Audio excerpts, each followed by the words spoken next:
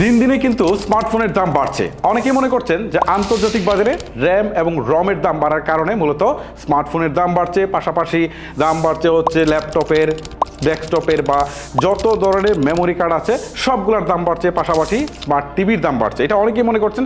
আবার অনেকেই বলছেন যে গভর্নমেন্ট যে NEIR চালু করেছে সেটার কারণে মূলত স্মার্টফোনের দাম বাড়ছে।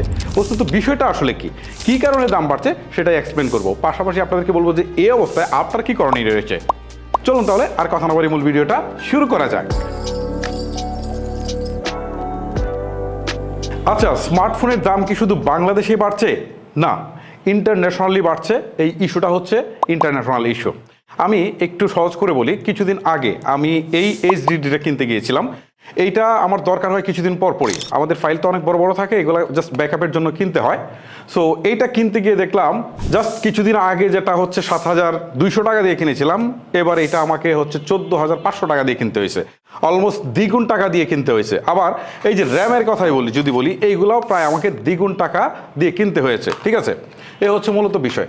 এখন এটা হচ্ছে মেমোরি যতগুলো আছে সবগুলাই আমাদেরকে প্রায় দ্বিগুণ টাকা দিয়ে কিনতে হচ্ছে।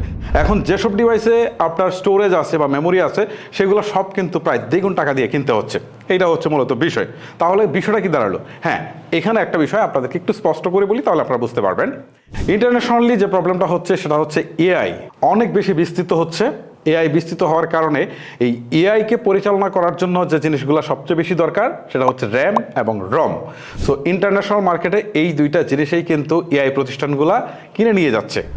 সো শুধু কিনে যে নিয়ে যাচ্ছে এক্সিস্টিংগুলো সেইগুলো না, প্রি অর্ডার দিয়েও কিন্তু রেখেছে, যে কারণে অধিক দামে তাদেরকে আসলে এই র্যাম এবং রম দিতে গিয়ে আসলে এই স্মার্টফোন বা র্যাম রম রিলেটেড যত ডিভাইস আছে সেইগুলোতে আসলে খুব বেশি সাপ্লাই দিতে পারছে না, যে কারণে কিন্তু দামগুলো হু করে বাড়ছে। আপনারা এনভিডিয়ার নাম শুনেছেন না? তারপর গুগল, মাইক্রোসফট, এসব বড় বড় কোম্পানি বিশাল পরিমাণে HBM অর্থাৎ হাই ব্র্যান্ডউইথ মেমোরি এবং অন্যান্য উচ্চমানের চিপ কিনছে। আর এতে স্যামসাং বা SK হাইনিকের মতো বড় বড় কোম্পানি তাদের উৎপাদনের একটি বড় অংশ AI সার্ভারের দিকে সরিয়ে নিচ্ছে। আর এই কারণেই কিন্তু স্মার্টফোনের র্যাম এবং স্টোরেজের দাম বাড়ছে। 2024 সালের শুরুতে মেমোরি চিপের দাম প্রায় 56 থেকে 60% পর্যন্ত বেড়েছে। কোথাও কোথাও বলা হচ্ছে যে এটা 70% পর্যন্ত বৃদ্ধি পেয়েছে। সো মেমোরি চিপের দাম যদি এত বৃদ্ধি পায়, তাহলে যেগুলোতে মেমোরি আছে যেসব ডিভাইসে সেগুলোর দাম তো অবভিয়াসলি বাড়বে, এটাই স্বাভাবিক। আর একটা ইনফরমেশন আপনাদেরকে দিই, এখনকার স্মার্টফোনগুলোতে ম্যাক্সিমাম স্মার্টফোনগুলোতে আপনারা দেখবেন যে AI টেকনোলজি থাকে, সেটা ক্যামেরাতে হোক বা আদার্স ফিচার্সে হোক। এখানে দেখবেন যে টেকনোলজিটা কিন্তু তারা যোগ করে দিচ্ছে যে AI টেকনোলজিগুলো। সো এই AIটা যে যুক্ত করছে, AI তো পাওয়ারফুল একটা জিনিস। AI যুক্ত করতে গিয়ে তারা যে কাজটা করতে হচ্ছে, তাদের CPU, GPU, RAM সবগুলোই পাওয়ারফুল করতে হচ্ছে। সো হার্ডওয়্যার থেকে শুরু করে সব কিছু পাওয়ারফুল যখন করতে হচ্ছে, সেই সাথে এটার ব্যাকআপটাও যখন স্ট্রং নিতে হচ্ছে, তখন কিন্তু দেখা গেল যে এইখানে আপনার ব্যাটারি ব্যাকআপটাও কিন্তু তাদের বাড়াতে হচ্ছে বা ব্যাটারি ক্যাপাসিটিটাও তাদেরকে বাড়াতে হচ্ছে। আবার দেখা গেল যে তারা চার্জিং যে টেকনোলজি আছে সেটাকেও তারা আরও বেশি উপরের দিকে নিয়ে যাচ্ছে। তো সব মিলিয়ে তাদের কস্টিংটা কিন্তু এখন স্মার্টফোনে বাড়ছে, কমছে কিন্তু না। সো এই কারণেই মূলত স্মার্টফোনে দামটা কিন্তু ডে বাই ডে বাড়ছে। যদি আমরা এই বিষয়টা ন্যাশনালি চিন্তা করি, তাহলে আপনি দেখবেন যে মুদ্রাস্ফীতির একটা ব্যাপার আছে বাংলাদেশে। আবার দেখা যাবে যে ডলারের বিপরীতে টাকার মানটা কমে যাচ্ছে, এটার কারণে মূলত স্মার্টফোনের দামটা বাড়ছে। আর যদি এটা ইন্টারন্যাশনালি চিন্তা করি, তাহলে এখানে দেখা যাবে যে আপনার ট্যারিফ বা শুল্ক বাড়িয়ে দিচ্ছে ইন্টারন্যাশনালি। এক্ষেত্রে চীন বা মেক্সিকো থেকে যদি আমদানি করতে হয় স্মার্টফোন, তাহলে দাম তো অবশ্যই বাড়বে। আর আমাদের দেশের ম্যাক্সিমাম স্মার্টফোনই তো চায়না থেকে আসে। চায়না থেকে স্মার্টফোন না আসলেও যেগুলো বাংলাদেশে অ্যাসেম্বলিং হচ্ছে সেইগুলো পার্টসগুলোও তো সেই চায়না থেকেই আসছে, যে কারণে দামটা তো অবভিয়াসলি বাড়ছেই। এই স্মার্টফোনের দামটা আসলে কোন জায়গায় সবচেয়ে বেশি বাড়ছে? সবচেয়ে বেশি ক্ষতিগ্রস্ত হচ্ছে কারা জানেন? এন্ট্রি লেভেলের স্মার্টফোন যারা কিনে থাকেন, সেইখানে কিন্তু দামটা 20 থেকে 30% পর্যন্ত বেড়ে যাচ্ছে। আবার যখন মিড রেঞ্জে চলে যাচ্ছেন তখন সেটা 10 থেকে 15%-এর মধ্যে চলে যাচ্ছে। আবার যখন একদম ফ্ল্যাগশিপে চলে যাচ্ছেন তখন 8 থেকে 15% এর মধ্যেই বাড়ছে।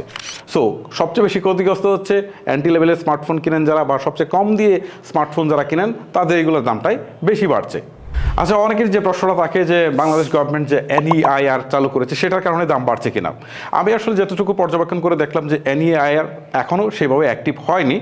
সো দাম যেটা বেড়েছে সেটা কিন্তু আরও কমার কথা ছিল। গভর্নমেন্ট দেখলাম যে কিছুদিন আগে কিন্তু আমি আরও 2টা ভিডিও দিয়েছিলাম, সেখানে বলেছিলাম যে গভর্নমেন্ট ব্যাট ট্যাক্স কিন্তু কমিয়েছে, কিছুটা কমিয়েছে, স্মার্টফোনের দাম কিছুটা কমতো, আহামরি যে কমিয়েছিল সেটা না, কিছুটা কমতো, বাট সেখানে দেখা গেলো গ্লোবালি এই যে বাড়ার কারণে এখন এখানে আসলে দামটা বাড়ছে। এখন অফিসিয়াল বলেন আনঅফিসিয়াল বলেন সব স্মার্টফোনের দামই কিন্তু এখন বাড়বে, এটা কিন্তু খুব সিম্পল।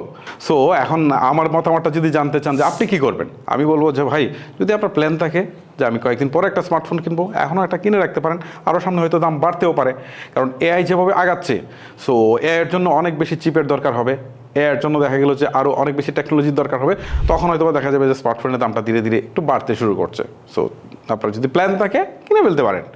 সো গাইস, এই হচ্ছে মূলত আমার আজকের ভিডিও। আপনাদেরকে আসলে জানানোর দরকার ছিল, যেহেতু আমরা টেকনোলজি নিয়ে কাজ করি, যে কেন স্মার্টফোনের দাম বাড়ছে কি। সো জানালাম। এখন ভিডিওটা আপনাদের কেমন লেগেছে সেটা আপনারা চাইলে কমেন্ট করে জানাতে পারেন। আজকের মতো আমি হিমেল বিদায় নিচ্ছি, দেখা হচ্ছে নতুন কোনো ভিডিওতে। আল্লাহ হাফেজ।